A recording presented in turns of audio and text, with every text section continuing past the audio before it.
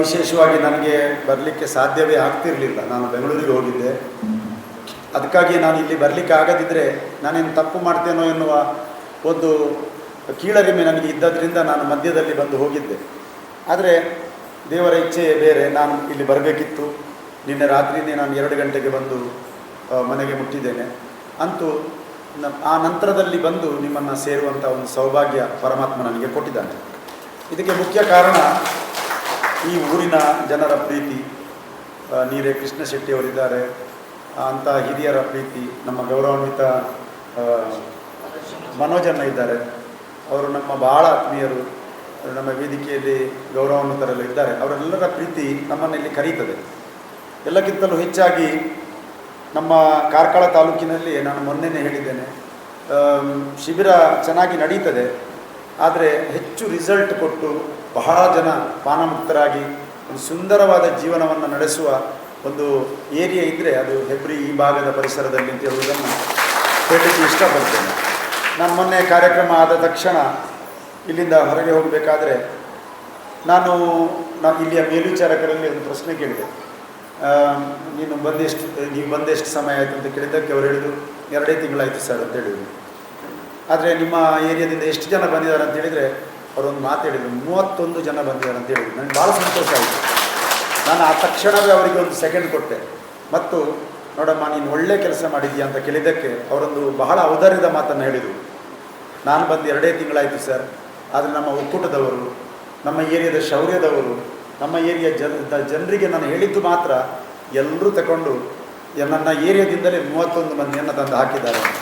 ಅಂದರೆ ಇಲ್ಲಿಯ ಜನರು ಅಂತ ಹೇಳಿದರೆ ಅದು ಕಾರ್ಯಕರ್ತರು ಇದ್ದ ಹಾಗೆ ಅವರು ಆ ಪ್ರೀತಿಯನ್ನು ಇಟ್ಕೊಂಡಿದ್ದಾರೆ. ಮತ್ತು ನಾನು ಇತ್ತೀಚೆಗೆ ನೋಡ್ತಾ ಇದ್ದೇನೆ, ಭಾಳಷ್ಟು ಮಂದಿ ಕ್ಷೇತ್ರಕ್ಕೆ ಬರ್ತಾರೆ, ಪೂಜ್ಯರ ಮತ್ತು ಅಮ್ಮನವರ ಪ್ರೀತಿ ವಿಶ್ವಾಸಕ್ಕೆ ಪಾತ್ರರಾಗಿದ್ದಾರೆ.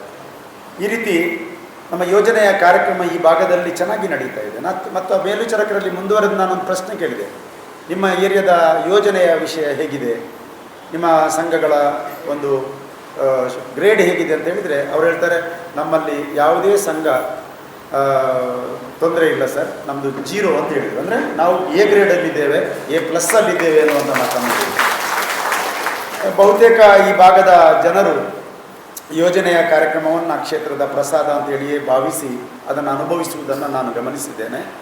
ಆ ಭಕ್ತಿ, ಆ ಒಂದು ಪ್ರೀತಿ ಈ ಊರಲ್ಲಿ ಇದ್ದದ್ರಿಂದಲೇ ನಮಗೆ ಪುನಃ ಬರಲಿಕ್ಕೆ ಅವಕಾಶ ಆಯಿತು ಅಂತೇಳಿ ನಾನು ಭಾವಿಸ್ತೇನೆ. ಮಿತ್ರರೇ, ನೀವೊಂದು ಒಳ್ಳೆಯ ಶಿಬಿರದಲ್ಲಿದ್ದೀರಿ, ಒಳ್ಳೆಯ ಊರಿನಲ್ಲಿ ನಡೆಯುವ ಒಳ್ಳೆಯ ವಾತಾವರಣದಲ್ಲಿ ನಡೆಯುವ ಶಿಬಿರದಲ್ಲಿದ್ದೀರಿ. ಹೊರಗಿಂದ ಸೆಕೆ ಇಲ್ಲ, ಒಳಗಿಂದ ಆರಾಮ್ಸೆ ನಿಮಗೆ ಈ ಕಾರ್ಯಕ್ರಮದಲ್ಲಿ ಭಾಗವಹಿಸಲಿಕ್ಕೆ ಅವಕಾಶ ಆಗಿದೆ. ಒಂದು ವಾರ ಒಂದು ತಾಯಿ ಮಕ್ಕಳ ಹಾಗೆ ಎಲ್ಲರೂ ಸೇರಿ ನಿಮ್ಮನ್ನು ಪ್ರೀತಿಸಿದ್ದಾರೆ. ಇವತ್ತು ಕುಡಿಸುವವರು ತುಂಬ ಮಂದಿ ಇದ್ದಾರೆ, ಬಿಡಿಸುವವರು ಯಾರು ಸಿಗೋದಿಲ್ಲ. ನಮ್ಮ ಕುಟುಂಬದಲ್ಲಿಯೇ ನೀವು ನೋಡಿದರೆ ಒಬ್ಬ ಇನ್ನೊಬ್ಬರನ್ನು ಒಳ್ಳೆಯದಾಗುವುದನ್ನು ಬಯಸುವುದಿಲ್ಲ. ಏನೋ ಎಂತ ಹೇಳ್ತಾರೆ, ಒಂಥರ ಮತ್ಸರದಿಂದ ಕಾಣುವಂಥ ಈ ಒಂದು ಪರಿಸ್ಥಿತಿಯಲ್ಲಿ ನಮ್ಮನ್ನು ಇವತ್ತೆಲ್ಲರೂ ಪ್ರೀತಿಸಿದ್ದಾರೆ. ಇವತ್ತು ಇಡೀ ಜನರು ನಮ್ಮ ಕಾರ್ಯಕ್ರಮದಲ್ಲಿ ಸೇರಿದ್ದಾರೆ. ನೋಡಿ, ಇವರು ಯಾರು ನಮ್ಮ ಕುಟುಂಬದವರಲ್ಲ. ನೀವಾದರೆ ನೀವು ಗಂಡ ಹೆಂಡತಿ ಒಟ್ಟಿಗೆ ಕೂತಿದ್ದೀರಿ, ನಿಮ್ಮ ಮನೆಯ ಮಡದಿ ಮಕ್ಕಳ ಜೊತೆಯಲ್ಲಿ ನೀವು ಇದ್ದೀರಿ. ಆದರೆ ನಾವು ಬೇರೆ ಬೇರೆ ಜನರು ನಿಮಗೋಸ್ಕರ ಒಂದು ಕುಟುಂಬದವರಾಗಿದ್ದೇವೆ. ಇದೊಂದು ಕುಟುಂಬದ ದಿನ. ಇವತ್ತು ನೀವು ಕೇವಲ ನಿಮ್ಮ ಅಪ್ಪ ಅಮ್ಮ, ನಿಮ್ಮ ಅತ್ತೆ ಮಾವ, ನಿಮ್ಮ ತಂದೆ ತಾಯಿ, ನಿಮ್ಮ ಚಿಕ್ಕಪ್ಪ ದೊಡ್ಡಪ್ಪ, ನಿಮ್ಮ ಮಕ್ಕಳು ನಿಮ್ಮ ಕುಟುಂಬ ಅಂತ ಭಾವಿಸ್ತಿದ್ರಿ. ಆದರೆ ಇವತ್ತಿನಿಂದ ನಿಮಗೆ ಇನ್ನೊಂದು ಕುಟುಂಬ ಇದೆ, ಅದುವೇ ಧರ್ಮಸ್ಥಳದ ಕುಟುಂಬ, ಜನಜಾಗೃತಿ ವೇದಿಕೆಯ ಕುಟುಂಬ ಅಂತ ನಿಮಗೆ. ಯಾವಾಗ ಈ 2 ಕುಟುಂಬ ನಾವು ಒಂದಾಗಿ ಇರ್ತೇವೆ, ಅಷ್ಟು ದಿನಗಳವರೆಗೆ ನಿಮಗೆ ಕುಡಿತ ಮಾಡಬೇಕು ಅಂತ ಹೇಳುವ ಮನೋಭಾವನೆ ಬರುವುದಿಲ್ಲ ಎನ್ನುವುದನ್ನು ನಾನು ದೃಢವಾಗಿ ಹೇಳ್ತೇನೆ. ಯಾರು ಈ ಸಂಪರ್ಕವನ್ನು ಇಟ್ಕೊಂಡಿದ್ದಾರೆ ಅವರು ಶಾಶ್ವತವಾಗಿ ಕುಡಿತ ಬಿಟ್ಟಿದ್ದಾರೆ. ಈ ಶಿಬಿರಕ್ಕೆ ಬಂದು ಈ ಹಿಂದೆ ಏನಾಗಿದೆ ಅದು ಮರೆತು ಬಿಡಿ, ಅದೊಂದು ಕನಸು. ಪಾಸ್ಟ್ ಈಸ್ ಪಾಸ್ಟ್ ಅಂತ ಹೇಳ್ತಾರೆ, ಪಾಸ್ಟ್ ಈಸ್ ಡೆಡ್ ಅಂತ ಹೇಳ್ತಾರೆ. ನಿನ್ನೆದ್ದು ಸತ್ತಿದೆ, ನಾಳೆದ್ದು ಬರಬೇಕಷ್ಟೇ. ಇಂದಿನ ದಿನವನ್ನು ನೀನು ನೋಡಿಕೋ, ಅದು ನಾಳೆಯ ದಿನವನ್ನು ನೋಡಿಕೊಳ್ತದೆ ಅಂತ ಹೇಳ್ತಾರೆ. ನಾನು ಯಾವತ್ತೂ ನಾಳೆಯನ್ನು ಯೋಚಿಸುವುದೇ ಇಲ್ಲ. ಇವತ್ತಿನ ದಿನವನ್ನು ನಾನು ಚೆನ್ನಾಗಿ ನೋಡಿದರೆ ಅದು ನಾಳೆಯ ದಿನವನ್ನೇ ತಯಾರು ಮಾಡ್ತದೆ. ಹಾಗಾಗಿ ಹಣ ಕಳ್ಕೊಂಡಿದ್ದೀರಿ ಅಂತ ಹೇಳುವ ಚಿಂತೆ ಬೇಡ. ನಿನ್ನೆ ನನ್ನ ಗಂಡ ಹೊಡೆದಿದ್ದಾನೆ, ಬಡ್ದಿದ್ದಾನೆ, ಹಿಂಸೆ ಕೊಟ್ಟಿದ್ದಾನೆ, ನನಗೆ ಮರ್ಯಾದೆ ತೆಗೆದಿದ್ದಾನೆ, ನನ್ನ ಚಿನ್ನ ಮಾರಿದ್ದಾನೆ, ನನ್ನನ್ನು ತಲೆ ಎತ್ತಿ ನಡೆಯದಾಗೆ ಮಾಡಿದ್ದಾನೆ, ನಮ್ಮ ಕುಟುಂಬದಲ್ಲಿ ಇವರು ಎಲ್ಲ ಮರ್ಯಾದೆ ತೆಗೆದು ಬಿಟ್ಟರು, ನಾನು ಮದುವೆ ಆಗಿ ಸೋತೆ, ನನಗೆ ಮದುವೆನೇ ಬೇಡ ಇತ್ತು, ಎಲ್ಲ ಮಾತು ಹೇಳಿ ಏನು ಪ್ರಯೋಜನ ಇಲ್ಲ. ಎಲ್ಲ ಮಾತು ಹೇಳಿ ಏನು ಪ್ರಯೋಜನ ಇಲ್ಲ. ಹೆಚ್ಚಿನ ಹೆಣ್ಮಕ್ಕಳ ತಲೆಯಲ್ಲಿ ಈಗ ನಿಮ್ಮ ತಲೆಯ ಪರೀಕ್ಷೆ ಅಂತ, ಮಂಪರ್ ಪರೀಕ್ಷೆ ಅಂತ ಹೇಳಿ ಇದೆ, ಅದನ್ನು ಮಾಡಿದರೆ ಇದೆ, ಅದು ಹೇಳ್ತದೆ ನಾನು ಮದುವೆ ಆಗಿ ಸೋತೆ, ನಾನು ಯಾವತ್ತೂ ಸಾಯಬೇಕಿತ್ತು. ನಮ್ಮ ತಲೆಯಲ್ಲಿ ಸಾಯುವ ಯೋಚನೆಗಳು, ಚಿಂತೆಯ ಯೋಚನೆಗಳು ಇದು. ಅದನ್ನೆಲ್ಲ ನೀವು ಇವತ್ತು ಬಿಡಬೇಕಾಗ್ತದೆ. ಬಿಟ್ಟು ಹೊಸ ಯೋಚನೆಯೊಂದಿಗೆ ಮನೆಗೆ ಹೋಗಿ. ನಿನ್ನೆ ಶಿಬಿರಾರ್ಥಿಗಳು ಈ ಶಿಬಿರದಲ್ಲಿ ಶಿಬಿರಾಗ್ನಿ ಕಾರ್ಯಕ್ರಮದ ಮೂಲಕ ತನ್ನ ಹಳೆ ಜನ್ಮವನ್ನು, ಹಳೆ ಜೀವನವನ್ನು ಸುಟ್ಟಿದ್ದಾರೆ. ಪ್ರೀತಿಯ ನನ್ನ ಬಂಧುಗಳೇ, ಎಲ್ರಿಗೂ ಒಂದೇ ಜೀವನ. ಪುನರ್ಜನ್ಮ ಅಂತ ಹೇಳಿದರೆ ಅದು ನಾವು ಸತ್ತ ನಂತರವೇ. ಆದರೆ ಇವತ್ತು ನಿಮಗೆ ಬದುಕಿರುವಾಗಲೇ ಪುನರ್ಜನ್ಮ ಸಿಕ್ಕಿದೆ. ಇದು ನಿಮಗೆ ದೇವರು ಕೊಟ್ಟಂಥ ದೊಡ್ಡ ಕಾಣಿಕೆ. ಮದ್ಯಪಾನದಿಂದ ಪಾಪಕರ್ಮ, ಈ ಶಿಬಿರದಿಂದ ನಿಮಗೆ ಪುನರ್ಜನ್ಮ ಸಿಕ್ಕಿದೆ. ಈಗ ನಿಮ್ಮನ್ನು ಯಾರು ಕುಡುಕರು ಅಂತ ಕರೆಯಲ್ಲ, ನಾನು ಕರೆಯಲ್ಲ, ವೇದಿಕೆಯಲ್ಲಿದ್ದವರು ನಾವು ಕರೆಯಲ್ಲ, ಕೆಡುಕರು ಅಂತ ಕರೆಯಲ್ಲ. ನಮ್ಮ ಪೂಜ್ಯ ಕಾವಂದರು ಡಾಕ್ಟರ್ ಡಿ ಗಿರೀಂದ್ರ ಹೆಗಡೆ ಅವರೊಂದು ಮಾತು ಹೇಳ್ತಾರೆ, ಕುಡುಕ ಕೆಟ್ಟವನಲ್ಲ, ಅವ ಪಾಪಿಯಲ್ಲ. ಅವನು ಯಾರ ತಲೆಮಂಡೆ ಒಡೆದು ಕುಡುದಿಲ್ಲ, ಏನೋ ಒಂದು ಕೆಟ್ಟ ಗಳಿಗೆಯಲ್ಲಿ, ಕೆಟ್ಟ ಸಂದರ್ಭದಲ್ಲಿ, ಸಹವಾಸ ದೋಷದಿಂದ, ಒತ್ತಡದಿಂದ, ಕುತೂಹಲದಿಂದ, ಅಥವಾ ಯಾವುದೋ ಒಂದು ಪ್ರೇರಣೆಯಿಂದ ಕೆಟ್ಟ ಗಳಿಗೆಯಲ್ಲಿ ಅವನು ಕುಡಿಲಿಕ್ಕೆ ಕಲ್ತಿದ್ದಾನೆ. ಅದು ಇವತ್ತು ಅಭ್ಯಾಸ ಆಗಿದೆ, ಅದು ಇವತ್ತು ರೋಗವಾಗಿ ಬದಲಾಗಿದೆ. ಇವತ್ತು ಕುಡಿತವೇ ಮುಖ್ಯ ಅವನಿಗೆ, ಬೇರೆ ಯಾವುದೂ ಇರಲಿಲ್ಲ. ಒಂದು 100 ರೂಪಾಯಿ ಇದ್ರೆ ಕುಡಿಯೋಣ ಅಂತ ಹೇಳುವ ಯೋಚನೆ ಬರ್ತಿತ್ತು, ಸರಿನಾ? ಒಂದು 100 ರೂಪಾಯಿ ಇದ್ರೆ ಅಣ್ಣ ಕುಡಿಯೋಣ ಎನ್ನುವಂಥ ಯೋಚನೆ ಬರ್ತಿತ್ತು. ಒಂದು 200 ರೂಪಾಯಿ ಇದ್ರೆ ಕುಡುಕರ ಗೆಳೆಯರನ್ನ ಕರೆಯೋದು, 4 ಗಂಟೆಗೆ 3 ಗಂಟೆಗೆ ಅವರನ್ನ ಕರೆಯೋದು ಅಂತೇಳಿ ನಮ್ಮ ಮನಸ್ಸಿಗೆ ಬರ್ತಿತ್ತು. ಆದರೆ ಇವತ್ತು ಆ ಮನೋಭಾವನೆಯಿಂದ ಅವರು ಹೊರಗೆ ಬಂದಿದ್ದಾರೆ. ಇವತ್ತು ಬದುಕಬೇಕು, ನನ್ನ ಮಡದಿ ಮಕ್ಕಳ ಜೊತೆಯಲ್ಲಿ ಚೆನ್ನಾಗಿ ಜೀವನ ಮಾಡಬೇಕು, ನಾನು ತುಂಬ ಕುಡಿತದಿಂದ ಕಳ್ಕೊಂಡಿದ್ದೇನೆ, ಅದನ್ನು ವಾಪಸ್ ಪಡಿಬೇಕು, ನಾನೊಬ್ಬ ಮನುಷ್ಯನಾಗಿ ಆಗಬೇಕು, ನನ್ನ ಮಕ್ಕಳನ್ನು ನಾನು ಓದಿಸಬೇಕು, ನಾನು ಒಂದು ಎಲ್ಲರ ಹಾಗೆ ಒಂದು ಒಳ್ಳೆಯ ಮನೆಯನ್ನು ಕಟ್ಟಬೇಕು, ನನ್ನ ಮನೆಯ ಮುಂದೆಯೂ ಒಂದು ಕಾರ್ ಅಥವಾ ಬೈಕ್ ನಿಲ್ಲಬೇಕು, ನನ್ನ ಕೃಷಿಯನ್ನು ನಾನು ಇಂಪ್ರೂವ್ ಮಾಡಬೇಕು, ಎಲ್ಲರ ಹಾಗೆ ನಾನು ಬದುಕಬೇಕು ಅಂತೇಳಿ ಅವರು ಯೋಚನೆ ಮಾಡಿದ್ದಾರೆ. ಈ ಟೈಮಲ್ಲಿ ಹಳೆಯದನ್ನೆಲ್ಲ ಯೋಚಿಸಿ ಏನು ಪ್ರಯೋಜನ ಇಲ್ಲ. ಒಂದು ಮಾತಿದೆ, ಹೊಸ ಬಟ್ಟೆಗೆ ಯಾರು ಹಳೆಯ ತೇಪೆಯನ್ನು ಹಾಕಲ್ಲ. ಹೊಲಿಗೆ ಅವರಲ್ಲಿ ಕೇಳಿ, ಹಳೆ ನೂಲನ್ನು ಯಾರು ಹೊಲಿಯಲ್ಲ, ಹೊಸ ನೂಲನ್ನೇ ಹೊಲಿತಾರೆ. ಹೊಸ ಬಟ್ಟೆಗೆ ಹೊಸ ತೇಪೆಯನ್ನೇ ಹಾಕ್ತಾರೆ. ಅದಕ್ಕಾಗಿ ಇವತ್ತು ಹೊಸ ಚಿಂತನೆಯಿಂದ ಬದಲಾದ ಇವರಲ್ಲಿ ನೀವು ಹೊಸ ಭಾವನೆಯನ್ನು ಮೂಡಿಸುವ ಶಕ್ತಿಯಾಗಿ ಒಂದು ಒಂದು ದೊಡ್ಡ ಸಾನ್ನಿಧ್ಯವನ್ನು ಕೊಡುವಂಥ ಕೆಲಸವನ್ನು ಮಾಡಬೇಕು. ಅದಕ್ಕಾಗಿ ಹೇಳ್ತಾರೆ ಸಹಧರ್ಮಿಣಿ ಅಂತ, ಸಂಗಾತಿ ಅಂತ ಹೇಳ್ತಾರೆ, ಪತ್ನಿ ಅಂತ ಹೇಳ್ತಾರೆ. ಪತಿ ಎಂಬ ಪದಕ್ಕೆ ಏನಿಲ್ಲ ಅಂತೇಳಿ ಒತ್ತು ಕೊಟ್ಟರೆ ಪತ್ನಿ ಅಂತ ಆಗ್ತದೆ. ನೀವು ಆ ಒಂದು ಆಲೋಚನೆಯಿಂದ ಇವತ್ತಿನಿಂದ ಅವರ ಕೆಲ ಹಳೆಯ ಜೀವನದಲ್ಲಿ ಮಾಡಿದಂಥ ಎಲ್ಲ ತಪ್ಪುಗಳನ್ನು ಮನ್ನಿಸಬೇಕಾಗ್ತದೆ. ಇಲ್ಲಿ ಮಾಡಬೇಕಾದದ್ದು ಎರಡೇ. ಹೆಣ್ಮಕ್ಕಳು ಕ್ಷಮಿಸಬೇಕು, ಗಂಡು ಮಕ್ಕಳು ಕ್ಷಮಿಸುವುದಲ್ಲ. ಕ್ಷಮೆ ಕೊಡಬಾರದಂಥ ಕೆಲಸವನ್ನು ನೀವು ಮಾಡಿದ್ದೀರಿ, ನಿಮಗೆ ಕ್ಷಮೆ ಕೊಡುವ ಪ್ರಶ್ನೆ ಇಲ್ಲ. ಗಂಡು ಮಕ್ಕಳಿಗೆ ಪಶ್ಚಾತ್ತಾಪ ಆಗಬೇಕು. ಯಾರಿಗೆ ಪಶ್ಚಾತ್ತಾಪ ಆಗೋದಿಲ್ವೋ ಅವನು ನಿದ್ದೆ ಮಾಡ್ತಾನೆ, ಅವ ಪರಿವರ್ತನೆ ಆಗೋದಿಲ್ಲ. ಯಾರಿಗೆ ಪಶ್ಚಾತ್ತಾಪ ಆಗೋದಿಲ್ವೋ ಅವ ಪರಿವರ್ತನೆ ದೇವರನಿಗೂ ಆಗೋದಿಲ್ಲ. ನಮ್ಮ ಜೀವನದಲ್ಲಿ ನಾವು ಏನು ಮಾಡಿದ್ದೇವೆ ತಪ್ಪುಗಳನ್ನು, ಅದರ ಪಶ್ಚಾತ್ತಾಪ ನಮಗೆ. ವಾಲ್ಮೀಕಿ ಪಶ್ಚಾತ್ತಾಪ ಪಟ್ಟ, ಅಂಗುಲಿಮಾಲ ಎಂಬ ರಕ್ಕಸ ಪಶ್ಚಾತ್ತಾಪ ಪಟ್ಟ, ಪರಿವರ್ತನೆಯಾದ. ಇವತ್ತವರನ್ನು ನಾವು ದೇವರ ಸ್ಥಾನದಲ್ಲಿ ನೋಡ್ತೇವೆ. ನಾಳೆ ನೀವು ಪಶ್ಚಾತ್ತಾಪ ಪಟ್ಟರೆ ನಿಮ್ಮನ್ನು ನಿಮ್ಮ ಮಡದಿ ಮಕ್ಕಳು ದೇವರ ಸ್ಥಾನಕ್ಕೆ ನಿಮ್ಮನ್ನು ಕೊಂಡೊಯ್ತಾರೆ, ನಿಮ್ಮನ್ನು ಪೂಜೆ ಮಾಡ್ತಾರೆ. ಕುಡುಕನಲ್ಲಿ ಪೂಜೆ ಮಾಡುವ ಗುಣ ಏನಿದೆ? ಅವನಲ್ಲಿ ಇರೋದು ಹಾಸ್ಯ ಮಾಡುವ ಗುಣ. ಅವನನ್ನು ನೋಡಿ ನಾವು ಏನು ಕಲಿಬಹುದು ಹೇಳಿ? ಒಬ್ಬ ಕುಡುಕ ತಂದೆ ತನ್ನ ಇಡೀ ಕುಟುಂಬವನ್ನು ನಾಶ ಮಾಡ್ತಾನೆ. ಅವನ ಆ ಕುಟುಂಬ ಕುಟುಂಬದ ಭಯೋತ್ಪಾದಕನಾಗ್ತಾನೆ. ಭಯೋತ್ಪಾದಕ ಅಂತ ಹೇಳಿದರೆ ಕೈಯಲ್ಲಿ ಮದ್ದುಗುಂಡು ಅಥವಾ ಬೆನ್ನಲ್ಲಿ ಮದ್ದುಗುಂಡು ಅಥವಾ ಕೈಯಲ್ಲಿ ಬಂದೂಕು ಹಿಡಿದವನೇ ಭಯೋತ್ಪಾದಕ ಅಲ್ಲ. ಭಯವನ್ನು ಉತ್ಪಾದಿಸುವವನೇ ಭಯೋತ್ಪಾದಕ. ನಾನಿವತ್ತು ನಾಳೆ ಕುಟುಂಬದ ಭಯೋತ್ಪಾದಕನಾಗುವುದಲ್ಲ. ಇವತ್ತು ಮಕ್ಕಳು ಶಾಲೆಯಿಂದ ಬರುವಾಗ ಮಕ್ಕಳನ್ನು ತಂದೆ ತಾಯಿಯನ್ನು ನೋಡಿ ಹೆದರುವುದು. ಈಗ ಕುಡ್ಕೊಂಡು ಬರ್ತಾರೆ, ನಾನು ಏನು ಮಾಡೋದು, ಯಾವುದರಿಂದ ಹೊಡಿತಾರೋ, ಯಾವುದರಿಂದ ಬಡಿತಾರೋ, ಕತ್ತಿಯಿಂದ ಹೊಡಿತಾರೋ, ಕಲ್ಲಿಂದ ಹೊಡಿತಾರೋ. ಇದೇ ಕಾರ್ಕಳದಲ್ಲಿ ಒಂದು ಮಹಿಳೆಗೆ ಒಂದು ಕಣ್ಣಿರಲಿಲ್ಲ. ವಿಚಿತ್ರ, ನಮ್ಮ ದೇಶದಲ್ಲಿ ಅದೆಲ್ಲ ನಡೀತದೆ ಅಂತ ಕಾಣ್ತದೆ. ಒಂದು ಕಣ್ಣೇ ಇರಲಿಲ್ಲ ನೆಲ್ಲಿಕಾರು ಎಂಬ ಜಾಗದಲ್ಲಿ. ಆ ಮಹಿಳೆ ಮಧ್ಯಾಹ್ನ ಬುತ್ತಿ ತಗೊಂಡು ಊಟ ತಗೊಂಡು ಗಂಡನ ಶಿಬಿರಕ್ಕೆ ಬರ್ತಾ ಇದ್ಲು. ನಾನು ಶಿಬಿರಾಧಿಕಾರಿ, ತುಂಬ ವರ್ಷ ಆಯಿತು. ನಾನು ತಾಯಿಯಲ್ಲಿ ಕೇಳಿದೆ, ಅಕ್ಕ ನಿಮ್ಮ ಕಣ್ಣೇನಾಗಿದೆ ಅಂತ. ಅದನ್ನು ಅವರು ಕುಕ್ಕಿದ್ದು ಅಂತ ಹೇಳಿದ್ರು. ಒಂದು ಕಣ್ಣು ಕುಕ್ಕಿದ್ರು ಸಹಿತ ಒಂದು ಹೆಣ್ಣು ಆ ಗಂಡನನ್ನು ಕ್ಷಮೆ ಕೊಟ್ಟು, ಇನ್ನು ಒಂದು ಕಣ್ಣಿದೆ, ನನ್ನಲ್ಲಿ ಒಂದೇ ಕಣ್ಣಿರೋದು, ನನ್ನ ಗಂಡನಲ್ಲಿ 2 ಕಣ್ಣಿದೆ, ನಾವು 3 ಕಣ್ಣು ಸೇರಿ ನಮ್ಮ 3 ಮಕ್ಕಳನ್ನು ಚೆನ್ನಾಗಿ ಸಾಕಬೇಕು ಅಂತಲ್ಲ ಯೋಚನೆ ಮಾಡಿಕೊಂಡು ಆ ತಾಯಿ ಬರ್ತಾಳಲ್ಲ. ಇದಕ್ಕಿಂತ ದೊಡ್ಡ ಕ್ಷಮೆ ಬೇಕಾ? ಇದಕ್ಕಿಂತ ದೊಡ್ಡ ಕ್ಷಮೆ ಬೇಕೇನ್ರಿ ನಿಮಗೆ? ಬೇಕಾ? ಮಾತಾಡೋದೇ ಇಲ್ಲ. ಬೇಕಾ? ನಿಮ್ಮ ಹೆಣ್ಮಕ್ಕಳು ಇವತ್ತು ನಿಮ್ಮನ್ನು ಕ್ಷಮಿಸಿದ್ದಾರೆ. ಹೆಣ್ಣು ಸದ್ಗುಣ ಸಂಪನ್ನಳು ಅಂತ ಹೇಳ್ತಾರೆ. ಹೆಣ್ಣು ಕಾರ್ಯೇಶು ದಾಸಿ, ಕರುಣೇಶು ಮಂತ್ರಿ, ಭೋಜೇಶು ಮಾತಾ, ರೂಪೇಚ ಲಕ್ಷ್ಮಿ, ಕ್ಷಮಯ ದರಿದ್ರಿಂತೆ, ಶಯನೇಶು ರಂಭ ಅಂತ ಹೇಳ್ತಾರೆ. ಒಂದು ಹೆಣ್ಣು ತನ್ನ ಗಂಡನನ್ನ ತನ್ನ ಮಕ್ಕಳನ್ನ ಕ್ಷಮಿಸ್ತಾಳೆ.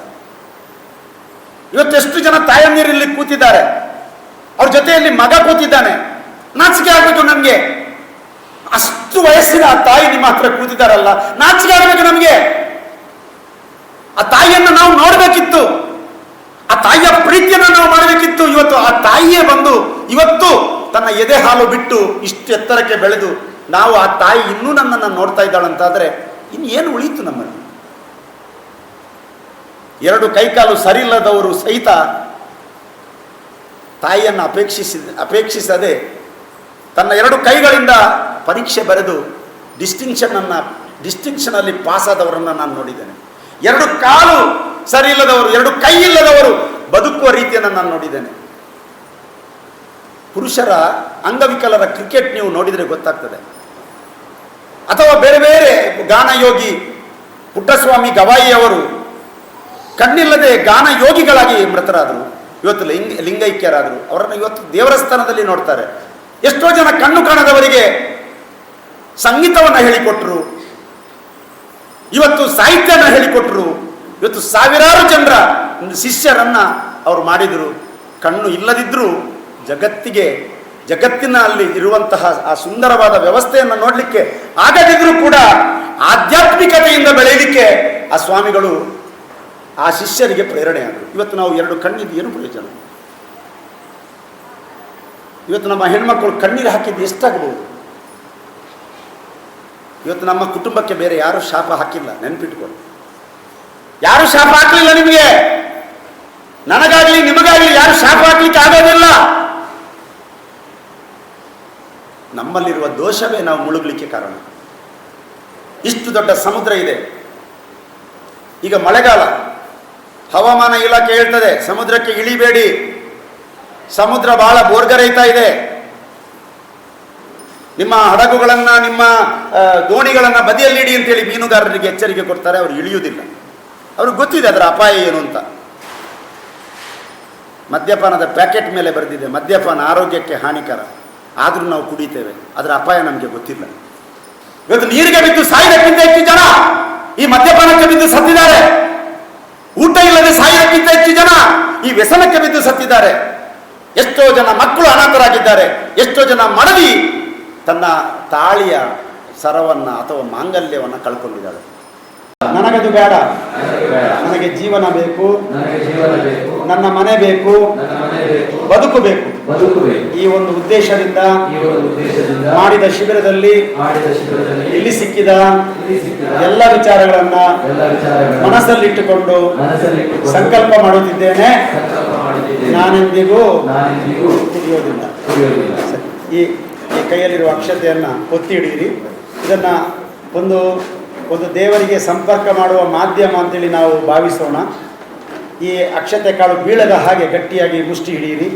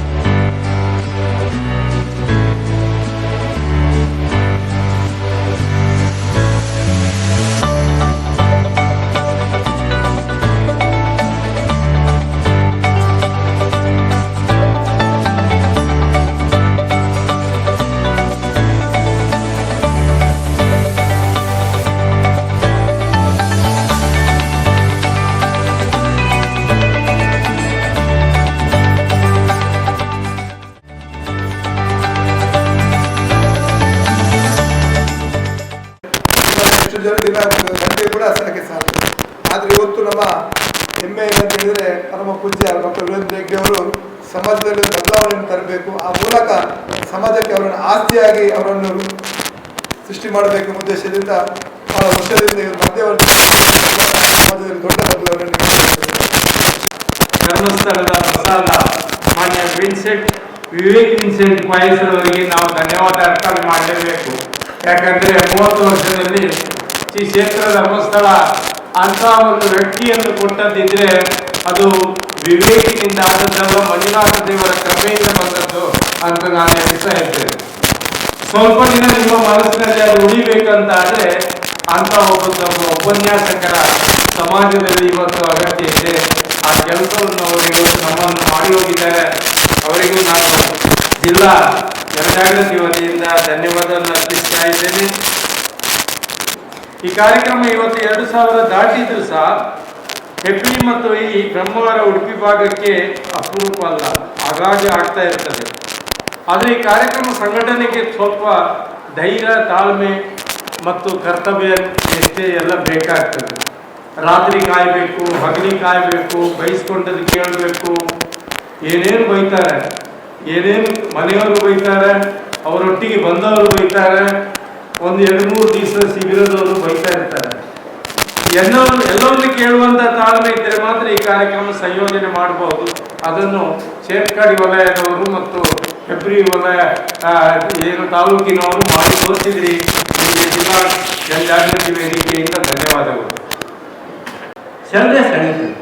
ಆದ್ದರಿಂದ ದಯಮಾಡಿ ನಿಮಗೆ ನಾನು ಕೇಳಿದ್ದು ದೇವರಲ್ಲಿ ಪ್ರಾರ್ಥನೆ ಅಂದರೆ ಆ ಮಂಜುನಾಥ ಸ್ವಾಮಿ, ಆ ಕ್ಷೇತ್ರದ ಧರ್ಮದೈವ ಅಣ್ಣಪ್ಪ ನಿಮ್ಮೆಲ್ಲರ ಮನಸ್ಸನ್ನು ಪರಿವರ್ತಿಸುವುದಕ್ಕೆ ಅವನಿಗೆ ಕ್ಷಣಾರ್ಧದ ನೀವು ಅವನ ಮೇಲೆ ಭಕ್ತಿಯನ್ನು ಇಟ್ಟರೆ ಖಂಡಿತವಾಗಿ ಸ್ವಾಮಿ ನಾನು ಇವತ್ತಿಲ್ಲ ಇದನ್ನು ತ್ಯಜಿಸುವ ಮನಸ್ಸನ್ನು ನಮಗೆ ನೀವು ಅನುಗ್ರಹ ಮಾಡಿಕೊಂಡು ಅವನಲ್ಲಿ ನಿಮ್ಮ ಪ್ರಾರ್ಥನೆಯನ್ನು ಖಂಡಿತ ಹೋದರೆ ನೀವು ನಿಮ್ಮ ಜೀವನದ ಇಂದಿನ ತನಕದ್ದು ಬಿಟ್ಟು ಮುಂದೆ ನಾನು ಸತ್ಯ ಧರ್ಮ ಪಾಲಿಸ್ತೇನೆ. ನನ್ನ ಮನೆಯ ನನ್ನ ಹೆಂಡತಿ ಮಕ್ಕಳು ಸಮಾಜದ ಬೇರೆಯವರು ಹೇಗೆ ಇರಬೇಕು ಹಾಗೆ ನಾವು ಸಹ ನಮ್ಮ ಸಂಸಾರ ಇರಬೇಕು. ನಾನು ಒಂದು ವ್ಯಕ್ತಿ ಆಗಬೇಕು ಈ ಸಮಾಜದಲ್ಲಿ. ಕುಡಿತದಿಂದ ನಾನು ಹಾಳಾಗುತ್ತೇನೆ. ಇನ್ನು ಮುಂದೆ ನಾನು ಖಂಡಿತವಾದ ವ್ಯಕ್ತಿ ಆಗಬೇಕು. ನನ್ನೆಲ್ಲ ಅಸನಗಳನ್ನು ನಾನು ದೂರ ಮಾಡ್ತೇನೆ. ಅದು ನಿಮ್ಮ ಪ್ರಸಂಗ ಖಂಡಿತವಾಗಿ ನೀವು ಮಾಡಿದರೆ ನಿಮಗೆ ದೇವರ ಆಶೀರ್ವಾದ ಇರುತ್ತೆ. ದೇವರು ಖಂಡಿತ ನಿಮಗೆ ಕುಡಿಯಲಿಕ್ಕೆ ಮನಸ್ಸನ್ನು ಕೊಟ್ಟಿದ್ದೀರಿ. ಯಾವ ಎಷ್ಟೇ ಸ್ನೇಹಿತರು ಎಷ್ಟೇ ದೋಸ್ತಿಗಳು ಯಾವ ಸಂದರ್ಭದಲ್ಲಿ ಕೊಡ್ತಾರೋ ಇಲ್ಲ ಮರೆ ಇನ್ನೂ ಬೇಡ ಕಾಣುತ್ತೆ ನಾನು ಕುಡಿಯುವುದಿಲ್ಲ ನಿಶ್ಚಿತವಾಗತಕ್ಕಂಥದ್ದು ನಿಮ್ಮ ಆತ್ಮೀಯತೆ.